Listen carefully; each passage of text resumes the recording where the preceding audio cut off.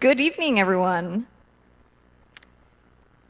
I am Abby Sorosul, and I'm the student president of Maryville Hillel, which is the home for Jewish life on campus.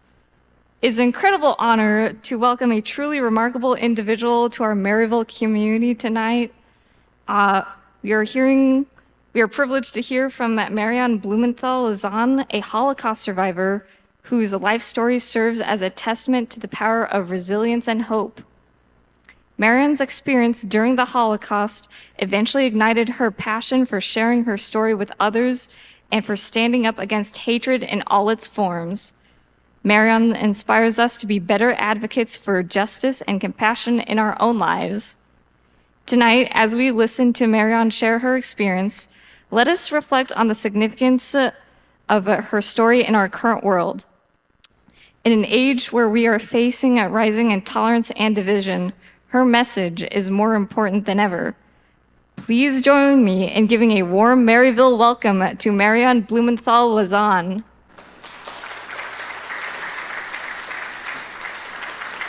Thank you, Abby, for your kind introduction. I thank you, Hillel Director Joey Abels, and the Maryville University for once again giving me the opportunity to virtually visit with you, the Maryville students. And Joey, thank you for giving our friend, dear Deb Bowen, and her students the opportunity to attend this evening's event. And Jeff Gibbets, it was so good to hear from you. Thank you for being with us. I'm here with you all to share my story. It is my childhood experiences during World War II in the concentration camps. I will tell you about our liberation and how we finally started our lives anew in our blessed United States of America. Mine is a story that Anne Frank might have told had she survived. And as all of you know, Anne Frank was a young Jewish girl who died along with most of her family in a Nazi concentration camp during World War II. This is also a story that conveys a message of perseverance, determination, faith, and above all, hope. After the presentation, I will be pleased to answer some of your questions.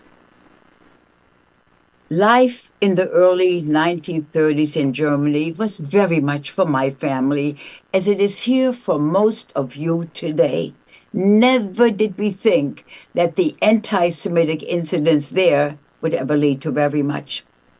My father was in a successful shoe business in a small town. My parents, 2-year older brother, and I lived comfortably with my grandparents above the shoe store. Life for Jews was made increasingly more difficult, and in 1935, the Nuremberg laws were formulated and enforced. The following are just some of the many restrictions imposed on the Jews in Germany. Jews were not allowed into theaters, into parks, or into swimming pools. All public schools were closed to Jewish children. Then there was an evening curfew for the Jews. Jews were only allowed to shop during specific hours of the day, and non-Jews were not allowed to shop in Jewish-owned stores. Non-Jews were just not allowed to associate with Jewish people. And then a big letter J for Jew was stamped on ID cards and on passports. These restrictions went on. And it was then that my parents decided to make arrangements to leave the country. My grandparents, who were in their late 70s and ill, refused to leave their home. They could not understand the urgency or the necessity of doing so. My grandparents passed away in 1938, just 11 days within each other. And soon thereafter, we received our necessary papers for our immigration to America. I was just 4 years old at that time. November 9th, 1938. Kristallnacht, or Crystal Night. It was the night of broken glass, when the Nazis and their many followers smashed the windows and the storefronts of Jewish-owned stores. Jewish establishments, synagogues, and Jewish books were burned and destroyed. This was the beginning of a massive pogrom against the Jews in Germany, a massive verbal and physical assault against all German Jews. In reality, this was the beginning of the Holocaust. On November 12th, following Kristallnacht, the German government actually fined the Jewish population for the damage caused that night. These imposed taxes were used to rearm Germany. The night of Kristallnacht, our apartment was ransacked. All valuables were thrown into a pillowcase and taken away. But worst of all was that they forcibly transported my father to concentration camp Buchenwald in Germany. All sorts of terrible stories were related to my mother, and we did not know if we would ever see my father again. He was released after 3 weeks only because our papers were in order for our emigration to America. And to think that just a few years prior, he had been awarded the Iron Cross for his military service in the German army of World War I. We were forced to sell both our home and our business for a fraction of its worth. And soon thereafter, in January of 1939, we left for Holland, from where we were to sail to the United States. And for almost 9 months, while awaiting our quota number from the American State Department, my parents were assigned to take care of some 125 children. These young children had been sent by their parents from various parts of Europe to escape from the Nazis. In December of that year, 1939, we were deported to the detention camp of Westerbork in Holland to await our departure date to America. Camp Westerbork was constructed by the Dutch to accommodate Jews from various parts of Europe. In May of 1940, just 1 month before our planned departure date, the Germans invaded Holland and we were trapped. All of our belongings, which were about to be loaded aboard ship, were burned and destroyed as the harbor of Rotterdam was bombed. Under Dutch control, Camp Westerbork was tolerable. My mother, father, brother, and I shared 2 small rooms. We all ate in a communal dining room, and at that time there was enough food for us so that we did not go hungry. Adults were assigned to various work duties. My mother worked in the kitchen. My father worked to repair shoes. We children had a makeshift education and lived a very dull, stagnant life. Several months later, when the Nazi SS took over the command of Westerbork, we became acquainted with the ever-present, terrifying 12-foot-high barbed wire. And as thousands of Jews were rounded up, many taken from their hiding places, as was Anne Frank and her family, Camp Westerbork became overcrowded. And it was at that time that we had to share our small quarters with another family. And then the dreadful transports to the concentration and extermination camps in Eastern Europe began. This started in early 1942, and from then on, every Monday night, lists of those to be deported were posted, causing incredible anxiety, anguish, and fear. And then on Tuesday mornings, men, women, and little ones were marched to a nearby railroad platform from where they were transported. This area became known as Boulevard de Misère. It was an area of complete misery. At 11 o'clock on Tuesday mornings, the trains left for their destination. And of the total 120,000 men, women, and children that departed Westerbork, 102,000 were doomed never to return.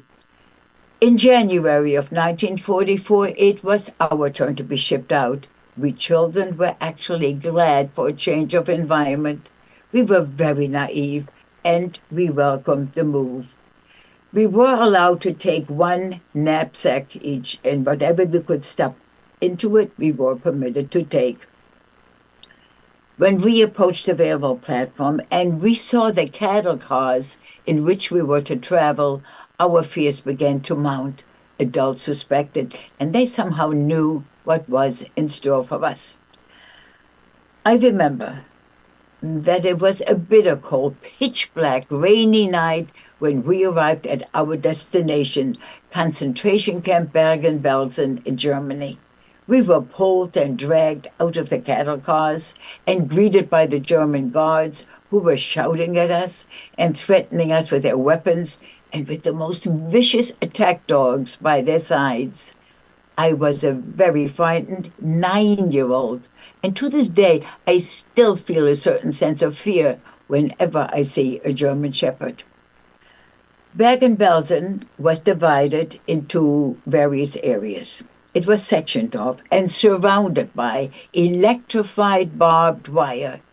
Guards were always in strategically placed high guard towers, and in the evenings, as soon as it would turn dark, the bright searchlights from above would constantly sweep the campgrounds.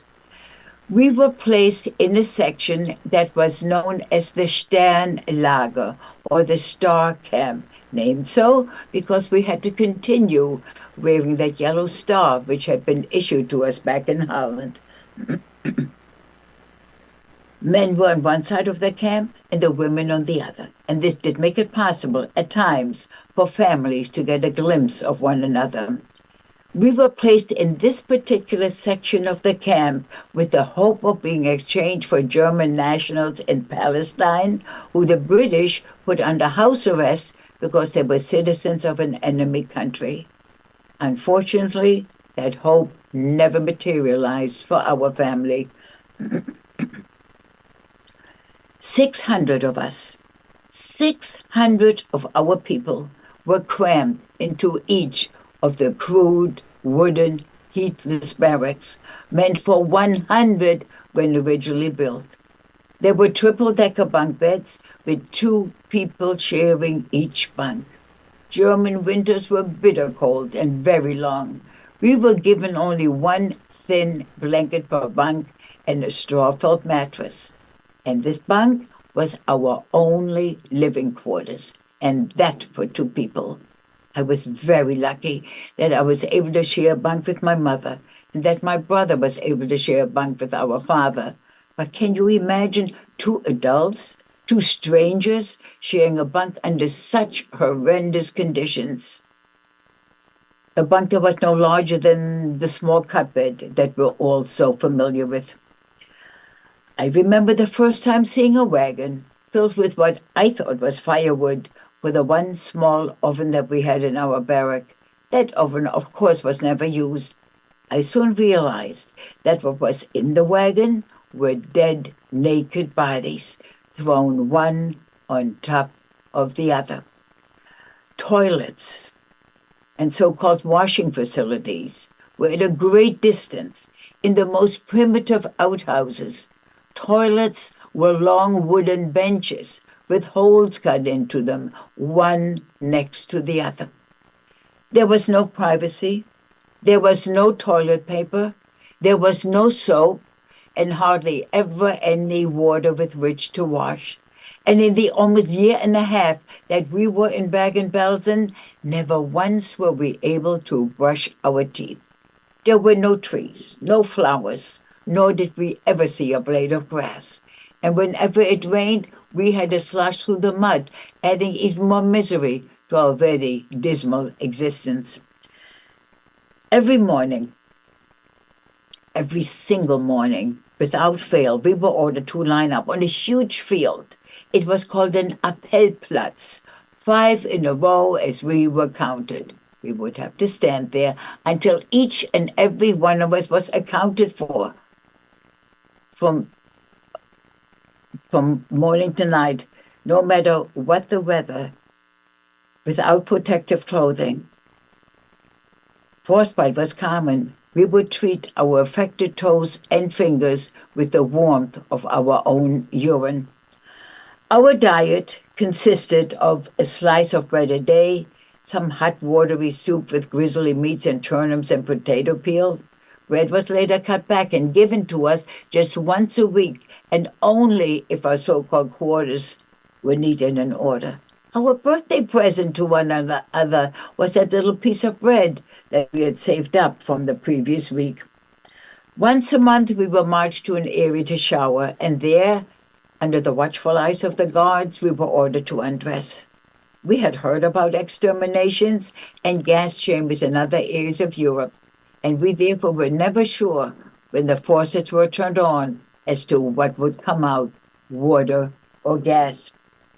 The Nazis did their utmost to break us physically, spiritually, and emotionally. Unfortunately, they did succeed with many of our people. It was not uncommon for people who were no longer responsible for their actions to attempt escape, even though they knew that the chance to succeed was next to impossible. But they also felt that they had nothing more to lose. The failure of their attempts were obvious when we saw their lifeless bodies hanging electrocuted against the barbed wire. Malnutrition, dysentery, and the loss of the will to go on is what destroyed body and mind. Death was an everyday occurrence. The dark, crowded quarters often caused us to trip and fall over the dead. Bodies could not be taken away fast enough. We as children saw things that no one, no matter what the age, should ever have to see. I know, of course, that you've all heard, you've read, you've studied, you might have seen movies, perhaps even through documentaries about the Holocaust. But the constant foul odor, the filth, continuous horror, and fear surrounded by death is indescribable. There is no way that this can be put accurately into words or pictures. Our bodies, hair, and clothes were infested with lice. We learned that there's a distinct difference between head lice and clothes lice. Squashing them between my thumbnails became my primary pastime. Much of my time was taken up with make-believe games, and one game, a game based on superstition, became very important to me. I decided that if I were to find 4 pebbles about the same size and shape, that would mean that the 4 members of my family would all survive. My mother, my father, my brother, and I. It was a torturous, painful, very difficult game to play. What if I couldn't find the third or fourth pebble? Might that mean that 1 or 2 of my family members would not pull through? Nevertheless, this game gave us something to hold on to, some distant hope. After a number of months on our meager diets, our stomach shrunk so that the hunger was no longer painful. Teenagers and men suffered most from malnutrition and were the first to die. Those who lasted the longest were the women, and mothers in particular. It was their strong will to keep their children alive that kept them going. And my mother was one of those remarkable ladies. There is no doubt in my mind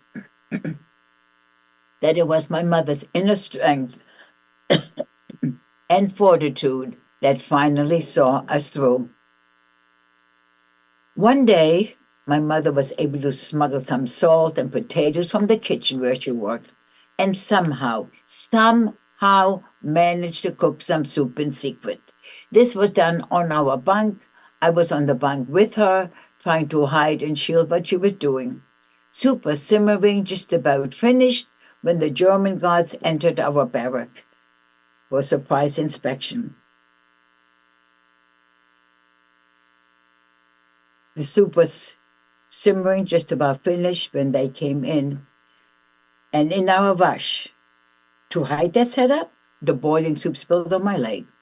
We had been taught self-discipline and self-control the hard way, for I knew for sure, had I cried out, it would have cost us our lives.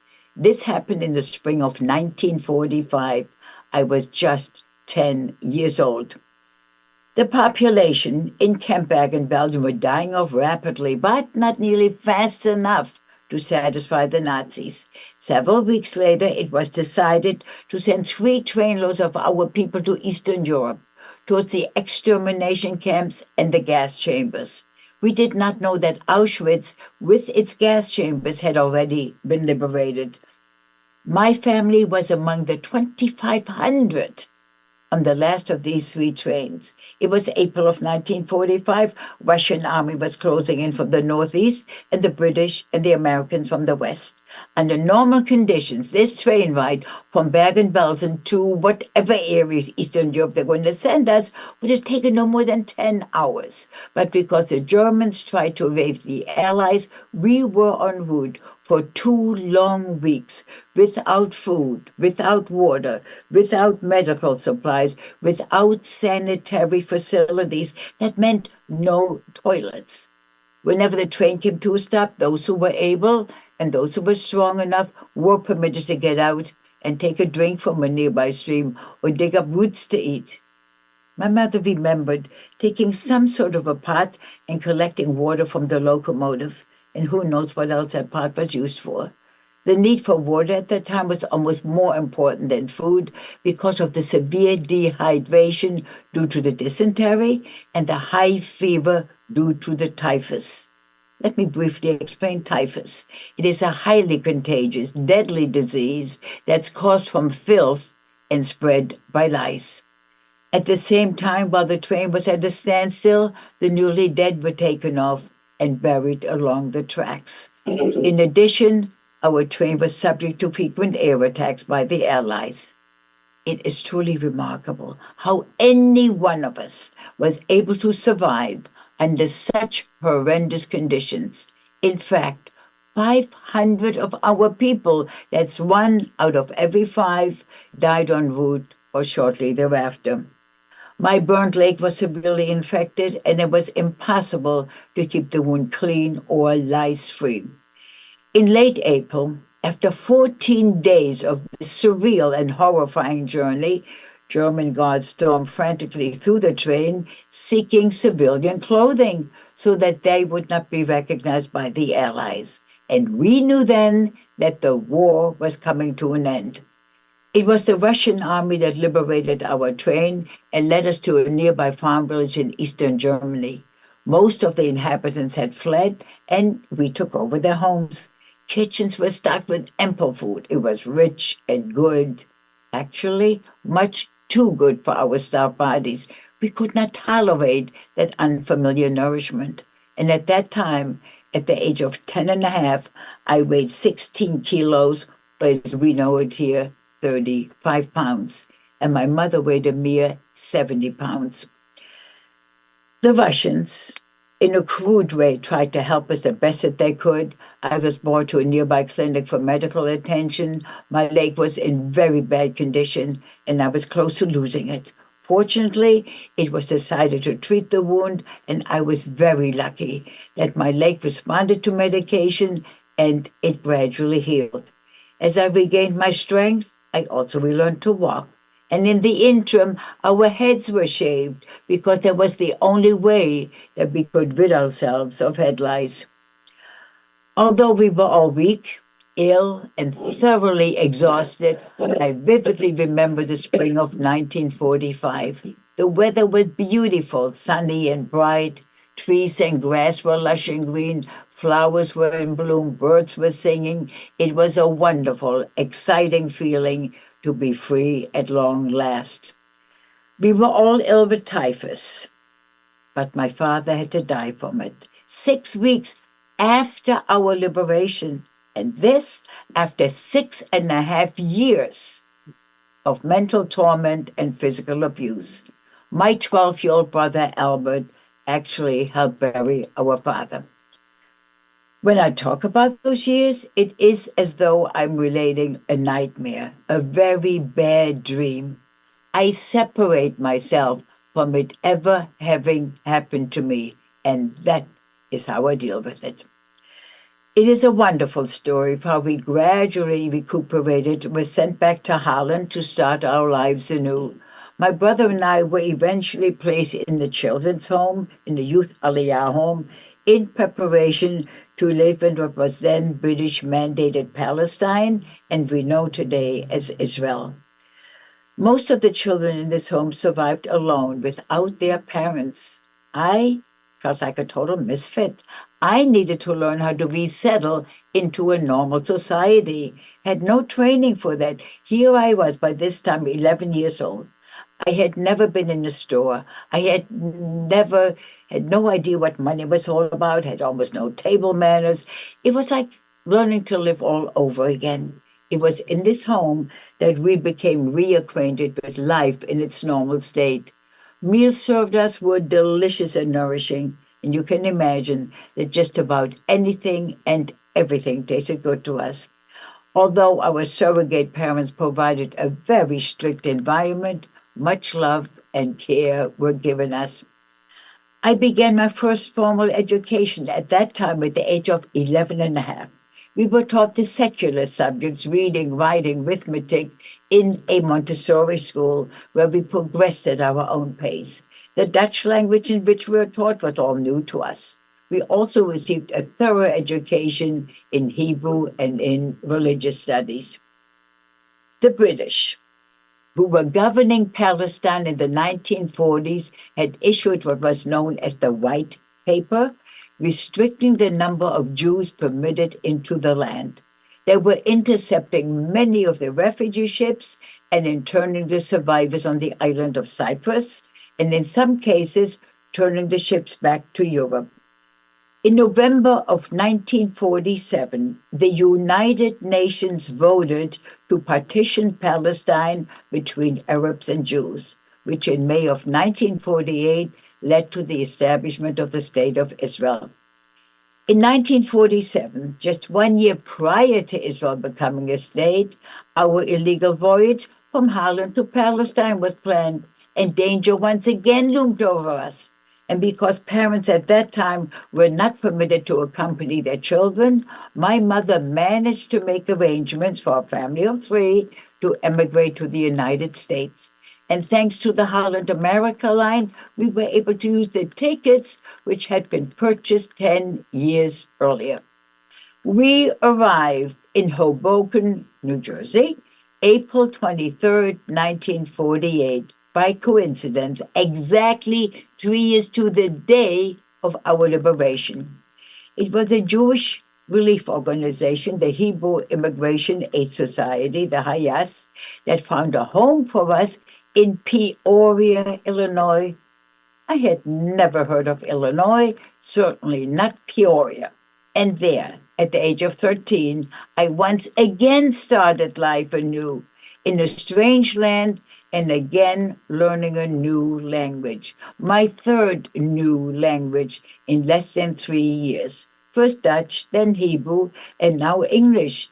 And because of my inability to speak English, I, at the age of 13, was placed in the 4th grade with 9-year-olds. Although both my brother and I worked long hours after school to help our mom pay bills, I nevertheless found time. I actually made time to take extra courses during the year, attend summer school, and by working very hard in my studies, I was able to be graduated from Peoria Central High School 5 years later at age 18, ranking 8th in a class of 267 students. It was 2 months after high school graduation that I was married to Nathaniel Lazan, who I had met at the age of 16 in Peoria on the holiday of Yom Kippur in the synagogue. And we are so grateful to have celebrated our 71st wedding anniversary this past August. Nathaniel, come and say a quick hello to the people. Hi, all. Nice to see you. Okay, he's amazing. And you might be interested to hear that he was a United States Air Force pilot, and of course is very disciplined and very conscientious. I am grateful. I am very grateful that I survived healthy in body, mind, and spirit, and that together with my husband, I'm able to perpetuate my heritage with a wonderful family. We have 3 grown children, all 3 are happily married, and they've given us 9 beautiful grandchildren and 13 magnificent great-grandchildren. Amazing, amazing. And in March of 1996, My memoir, Four Perfect Pebbles, co-authored by Lila Pearl, was published by Green Willow Division of HarperCollins. It is now in its 34th printing in hardback.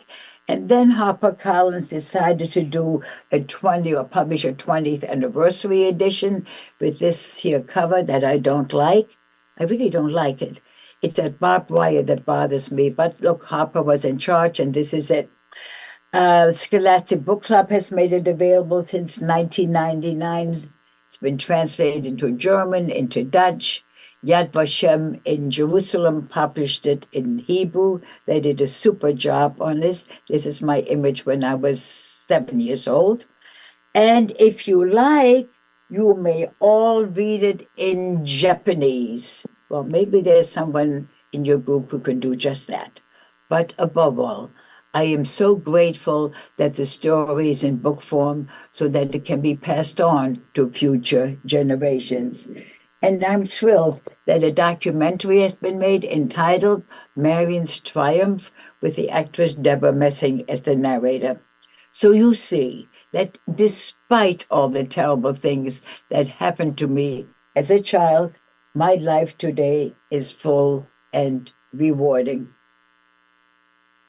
Although I've spoken to upward of 2.5 million or so students and adults over these past 25, 30 years, it still has not become easy. However, I do realize the importance of sharing that period of our history with you, simply because in a few short years we will not be here any longer to give a first-hand account. Yours is the very last generation that will hear these stories firsthand. And I therefore ask you to please share my story or any of the Holocaust stories that you read and hear about. Share them with your friends. Share them with your relatives. And someday share them with your children. And yes, even with your grandchildren. When we are not here any longer, it is you who will have to bear witness. As difficult as it is, the horror of the Holocaust must be taught, must be studied, and kept alive. Only then can we guard it from ever happening again. This is the very yellow star that I was forced to wear. It says Jude, which in German means Jew. It's just another way to denigrate us, to isolate us, and to set us apart from the rest of society. This, of course, represents the Star of David, a beautiful, meaningful Jewish symbol. But the Nazis made it so very ugly. Each of us, each and every one of us must do everything in our power to prevent such hatred, such destruction, and such terror from reoccurring. And we can begin by having love, respect, and compassion towards one another, regardless of the religious belief, regardless of the color of our skin, regardless of the national origin. This respect towards one another must begin in our homes, around the kitchen table, dining room table, wherever we gather as a family. We, the adults, must pass it on our places of business. You, the students, in your classrooms, in the halls of your university, in the towns, in the cities. And only if there's respect towards one another in the countries can we expect to have peace in the world. We must begin with you, the students. We must begin with our children. Let us treat people as individuals. Let us look for similarities and respect the differences. Let us build bridges and reach out towards one another.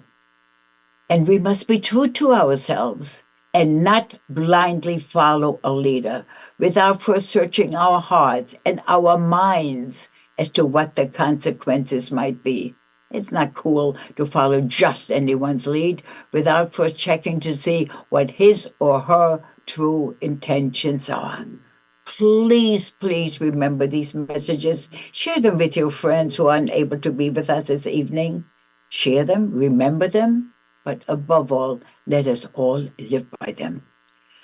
We're all aware, or we should be, that 6 million Jewish people were murdered during the Holocaust. 6 million. Your state of Missouri has a population of approximately 6,200,000. Can you possibly imagine almost the entire population of Missouri wiped out?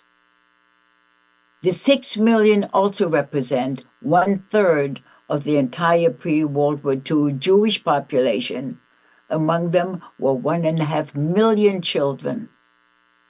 We also need to know that there were 5 million non-Jews who lost their lives. Among them were the righteous Gentiles, as we refer to them, very special people, non-Jews who jeopardized their lives to save Jewish families.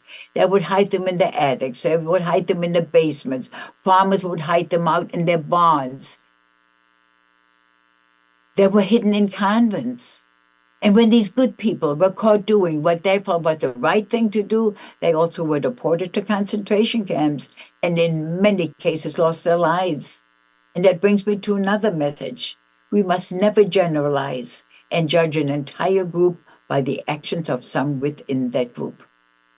These are all universal messages, messages that each and every one of us is familiar with, but needs to be reminded of over and over again.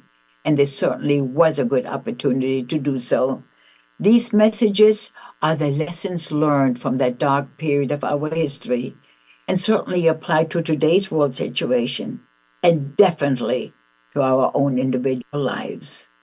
By listening, I hope that you prevent our past from becoming your future. Okay, 1 minute.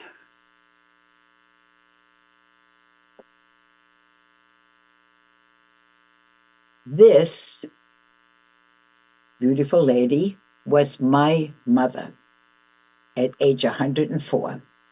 Mom passed away a few years ago, 6 weeks short of 105. An amazing, magnificent, strong, extraordinary person. There were two things that my mother demanded of my brother and me when we first came to America. Number one, learn English. Learn it quickly. Number two, work as hard as you can in school and at work in order to succeed. You need to know that my mother was 40 years old when we came to America. 40. Knew absolutely no English. Learned to read, write, and speak a magnificent English. When Mom was still with us, we were 5 generations of women, really strong women. And I refer to that as survival and continuity. And it certainly was that. She was a fabulous, wonderful mother-in-law to Nathaniel, and he was an extraordinary son-in-law to my mom. My brother, Albert, passed away a few years ago, dealt with this altogether differently than I. Did not talk about it as freely as you heard it from me this evening. Was happily married, lived in California, but by choice did not bring children into this world. Had a very difficult time with organized religion. That made me very, very sad. But I didn't fault Albert. We have to remember he was 2 years older than I am, was with my father in the men's section, and I am convinced that he saw and experienced things that I did not. God puts us on this earth, gives us a beautiful mind. It is this mind that allows us to choose right from wrong, good from evil. Therefore, men did this towards one another. But did he have to make it so bitterly cold when we were standing out there in the Pell all day? I have a direct line. I ask loads of questions. Don't get too many answers, but that's okay.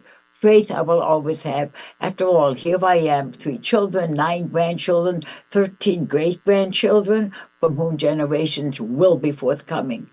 He made sure that enough of us survived so that we will always be here. I am proud of my faith, as I'm certain you're proud of your faith and of your heritage. But please, please, let us all remember to respect the right of others to their belief. Be kind and good and respectful towards one another. That is the basis for peace. Had there been respect and compassion towards one another some 80 years ago, I would not be here with you this evening to share the dark period of our history. 9/11 would not have occurred. Afghanistan, Iraq, the Ukraine, the Middle East, all these countries that are in such turmoil would be peaceful countries for its people. Be kind and good and respectful towards one another, please. It is such a simple message and yet so difficult to achieve.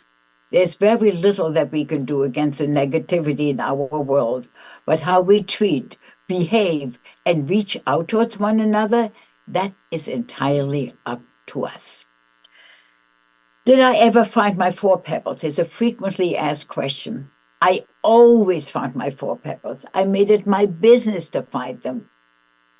Whenever I would search for them, when I found the four, I would put them in a safe place. Next time I would search for them and I couldn't find a third or fourth one, well, I knew exactly where to go and pick them up. Maybe there was cheating, but it was my game, and guess who made the rules? You need to know that I was only about 9 or 10 years old when things were at its absolute worst. We had nothing to occupy our time with constructively. No paper, no pencils, no books, certainly no games. So I was lucky at such an imaginative mind. And these imaginative games were always based on a positive attitude. I would search for a piece of glass or a piece of a mirror, whatever I could find on the dirt ground in Bergen-Belsen. And when the sun would shine, that little piece of glass would cast a reflection onto the ground. And that little wiggly reflection, it became my pet. As long as the sun would shine, I would have my pet, and my pet would never, ever die. I would also imagine that one day I once again would have my three Bs, and these three Bs represent our everyday comforts and necessities that we all take so much for granted. First B represented a bed. I knew that someday I once again would have my very own bed with a real mattress, clean sheets, and enough blankets to keep me warm. Second B represented a bath, warm water soap, clean towel, and with that would come toothpaste and a toothbrush, of course. And the third B was bread. I knew that someday I once again would have enough bread so that I would never again go hungry. These imaginative games, if you will, they were my survival techniques. They were my survival skills. Do you know that we all have survival techniques and skills within us? When the need arises, we just have to search for them, find them, and be sure that we put them to work. No one is spared adversity. No one is spared hardship. We all have to overcome obstacles at one time or another. But with perseverance, with determination, with faith, and above all, hope, one can overcome just about anything and everything. Above all, don't ever, ever give up hope. It's not so much what happens to a person, it's how we deal with the situation that makes the difference. Nathaniel is from New York. He went to Bradley University in Peoria. Lucky me. He went home on vacations, and way back then in the 1950s, long-distance telephone calls were very expensive. There were no computers, there was no texting, none of that technology.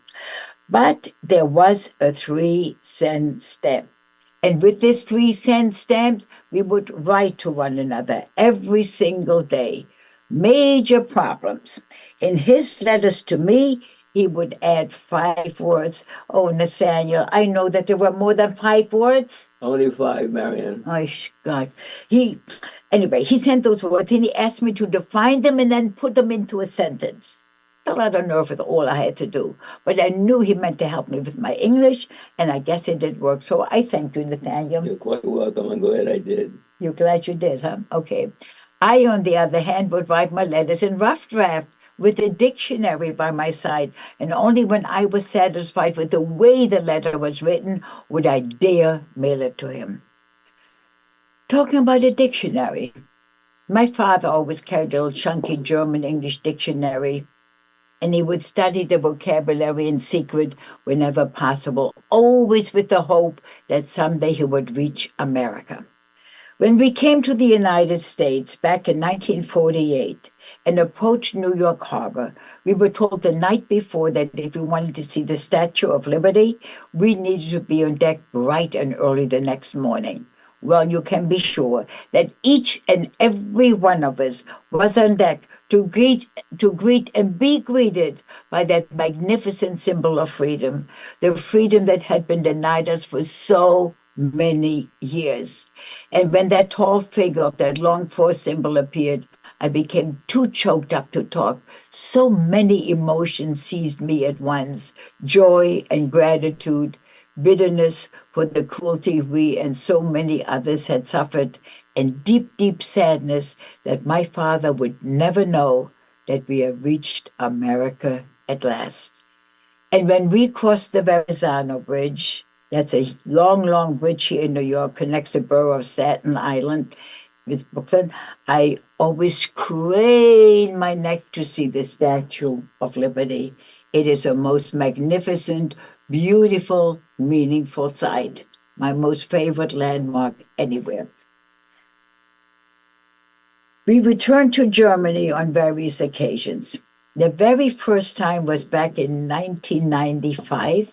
It was the 50th anniversary of our liberation. And we visited my father's grave. And the reason my father and about 60 others have a private resting place in that farm village where we were liberated, some of the chaos had subsided. Those who died early on were all buried in mass graves.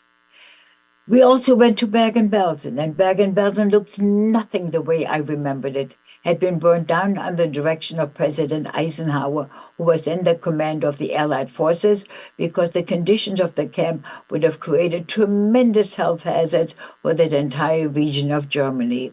So today, other than the newly built documentation exhibition centers, Bergen-Belsen looks like a park, green grass, shrubs, trees, really not bad looking at all, except for the mounds everywhere, mounds with flags that read, "Here lie 1,000, here lie 2,500.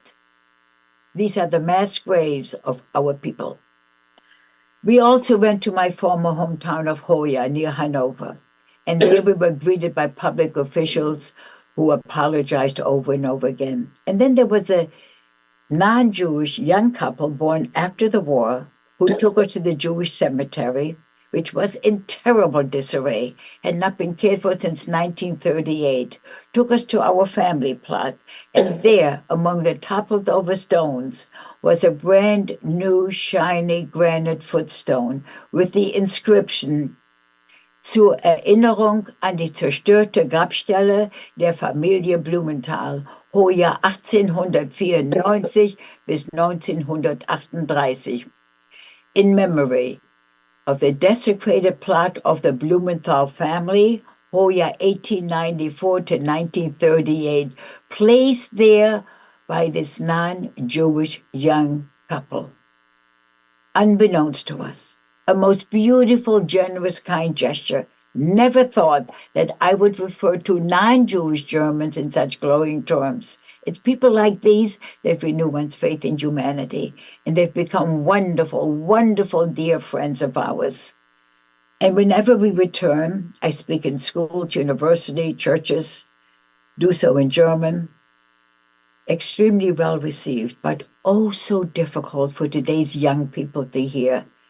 After all, it happened in their country, by their own people, their own grandparents and great-grandparent generation. It's a huge, huge burden for these young people. And unfortunately, it will be their burden for generations to come. I need you to know, let me just go back a little bit. We also returned on 2010 because a brand new public high school in my former hometown was named in my honor. So now we have the Marion Blumenthal Oberschule in Hoya. Tremendous celebration and very courageous for this little town to redress what happened so many years ago.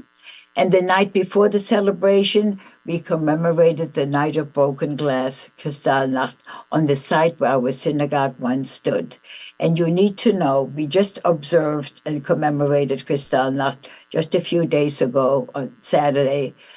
It was November 9th. You need to know that the people of my little town of Hoya and surrounding communities, there were 80 in attendance to commemorate Kristallnacht.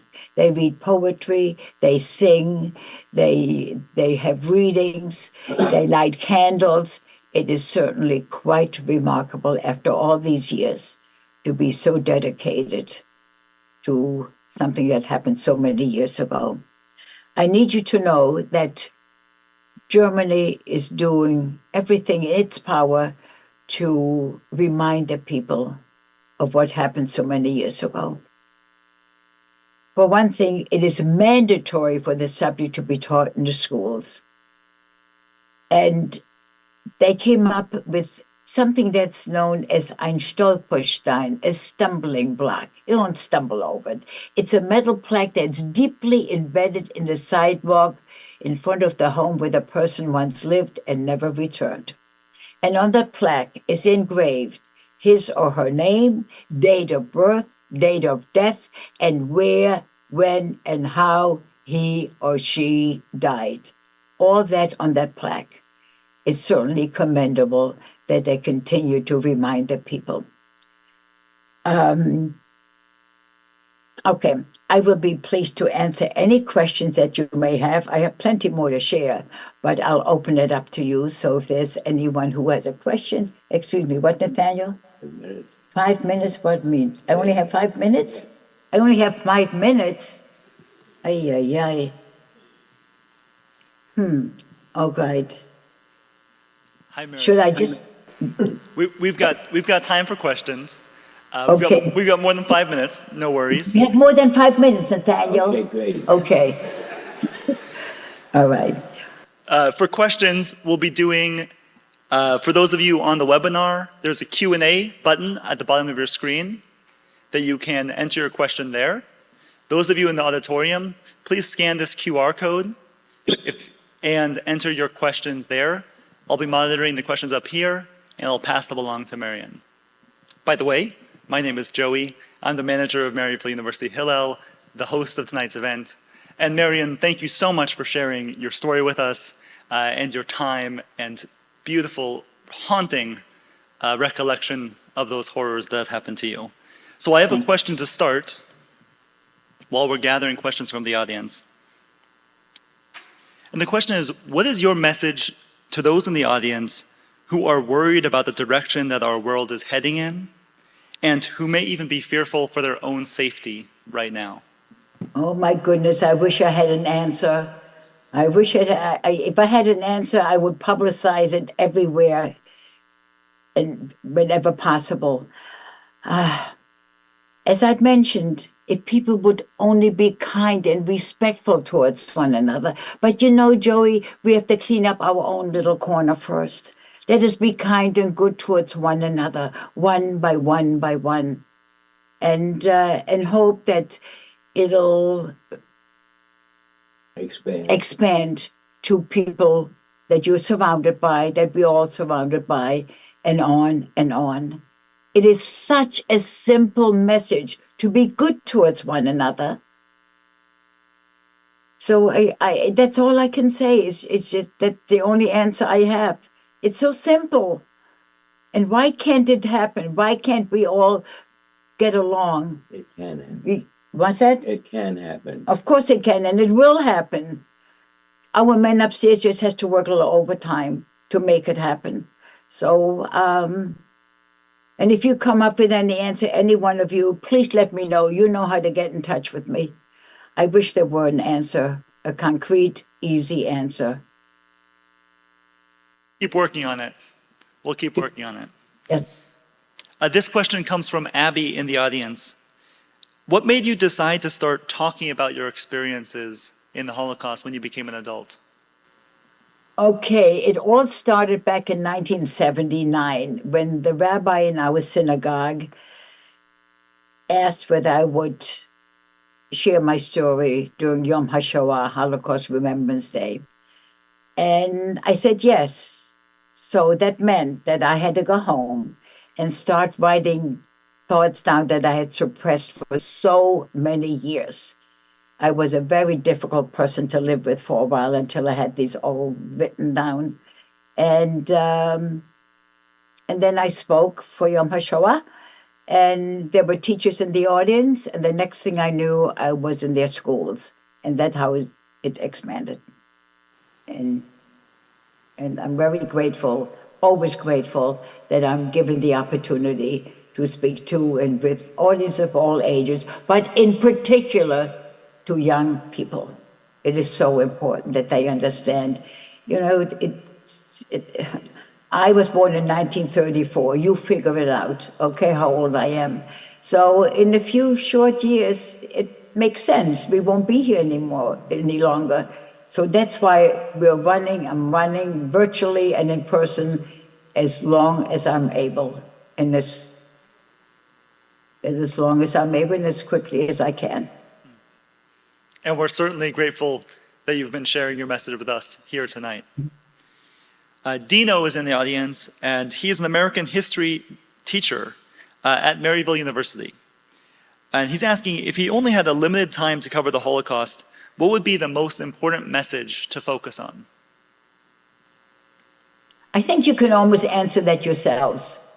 I've stressed it so many times in so many areas to be good towards one another. All this would not have happened. We need to remember Germany was one of the most cultured nations in the whole wide world.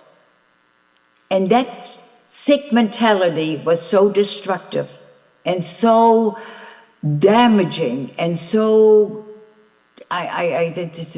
whatever words you wanted, you can fill in the other words. What is this? What kind of mentality is this? If they would have just used their brilliant minds, and they were brilliant people, physicians, scientists, if they would have only used their minds for good, all that would not have happened. And that goes for today's world situation as well, for sure. We have a question about this person remembers learning that some Jews were branded with numbers. Okay. And was wondering if you have a number. Okay, that's a frequently asked question. I do not have that number. I didn't realize until quite a number of years ago that number was burned and the innocent men, women, and children in Auschwitz only. There were hundreds of main camps and sub-camps throughout Eastern Europe. And it was in Auschwitz only that number was burned on innocent men, women, and children for no reason other than to inflict additional pain and to dehumanize our people.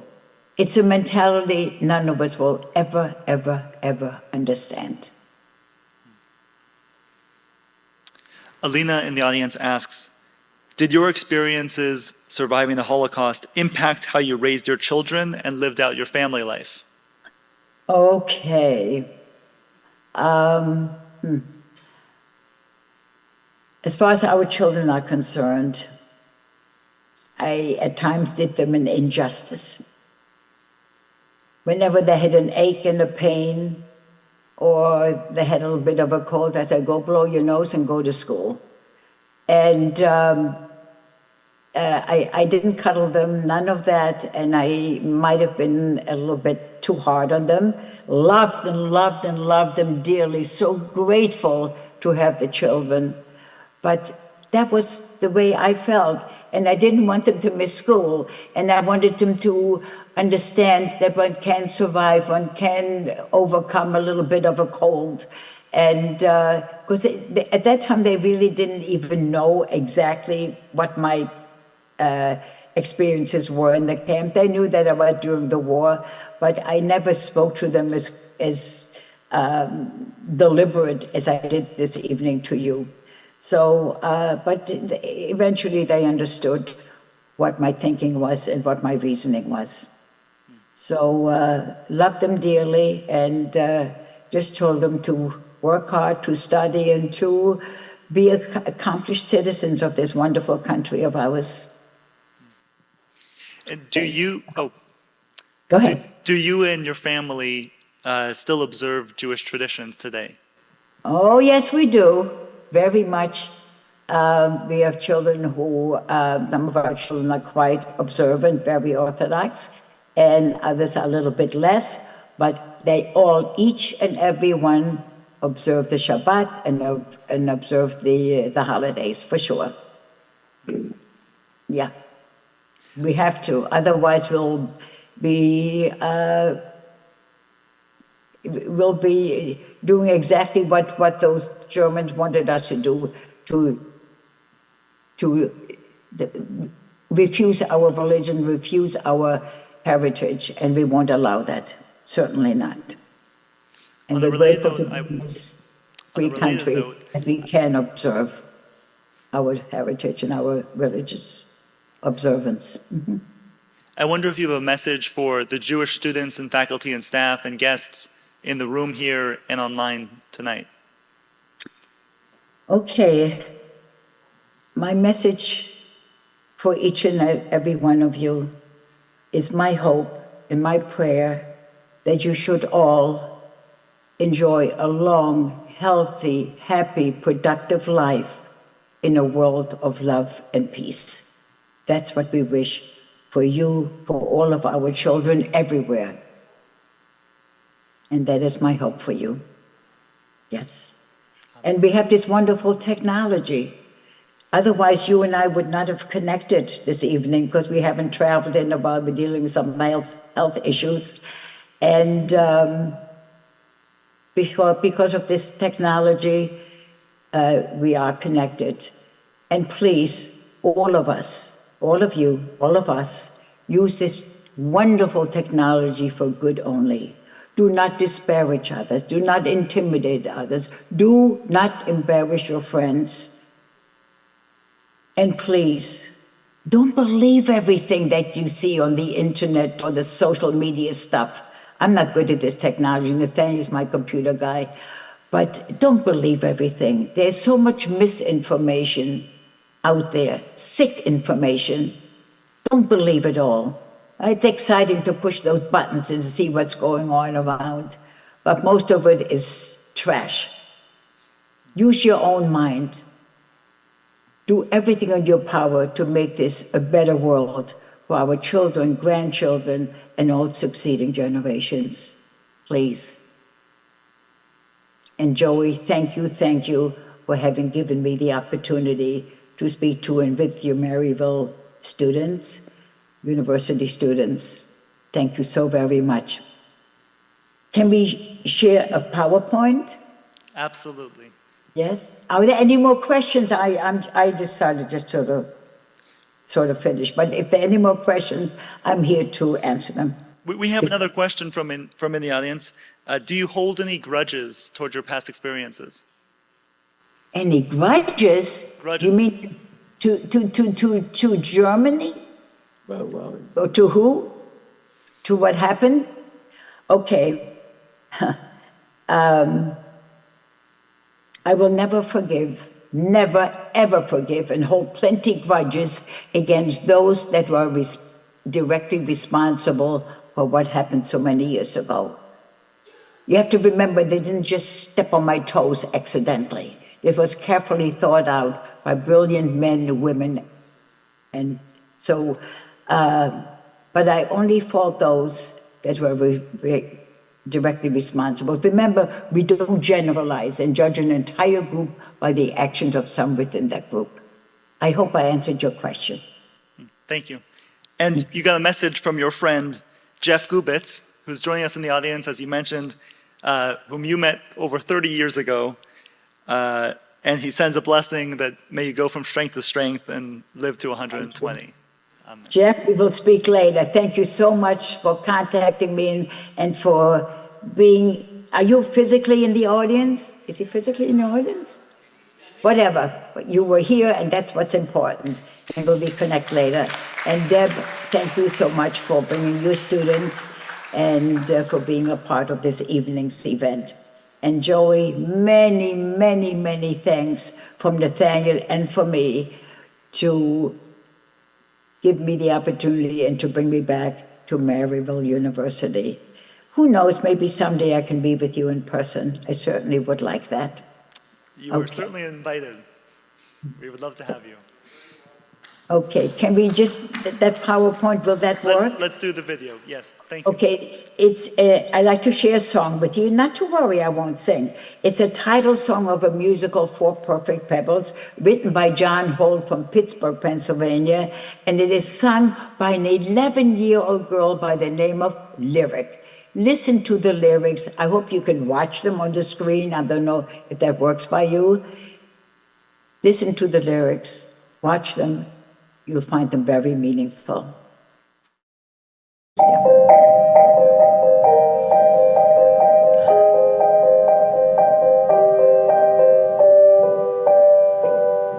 More perfect pebbles in my hand, some made of granite, some of sand, found in this dark and desolate land. Four perfect pebbles in my hand. Mother comforts Albert and me, Father shields us from misery. No parent's love can ever erase this sad and forgotten lonely place. Four perfect pebbles do I see, one for each member of my family. I hold them tight, I will not cry. All will live, no one will die. If I should lose my precious stones, my secret hiding place will reveal more perfect pebbles far beneath these barracks made of wood and steel. Four perfect pebbles do I see, Mother, Father, Albert, and me. I count them over one by one. I fall fast asleep. My work is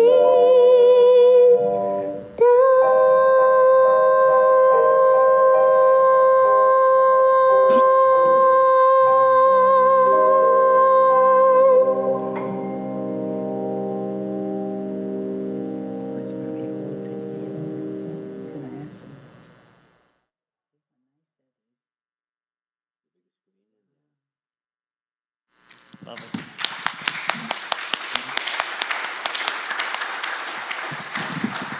A few thank yous, and Marion, I'll let you have the last word. But before we close out the program, I'd like to thank the sponsors who help make Maryville Hillel programs possible: the Jewish Federation of St. Louis, the Steinberg Family Foundation, the Silk Family Foundation, Kranzberg Family Foundation, and the individual donors who help support Jewish life at Maryville, including members of the Hillel Advisory Council, some of whom are here tonight. Todd Lewis, Jacqueline Blankenship, and the facilities team are to thank for the event setup. And of course, our fabulous tech team has been taking good care of us on tech. Thank you. Please fill out the feedback form that you have on your back of your program. Those of you on Zoom, there will be a QR code to scan at the end of tonight's program. And it is a short form. There is an option to write a letter to Marion at the end of the form, so you can share some words of gratitude with her. Which brings us to our most important word of gratitude. To Marion, thank you for sharing your presence with us, your beautiful spirit. It's always a pleasure to have you at Maryville, and you are always welcome as a saint. Thank you. Thank you. Thank you. All of you, consider yourself hugged, please. Okay? Thank you so much for having given me the opportunity to be with you. And I wish you all continued good health, happiness, and much success in your individual lives for you and your families. Thank you.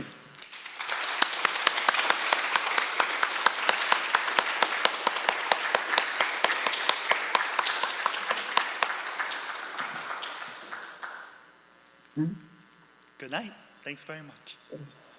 Good night.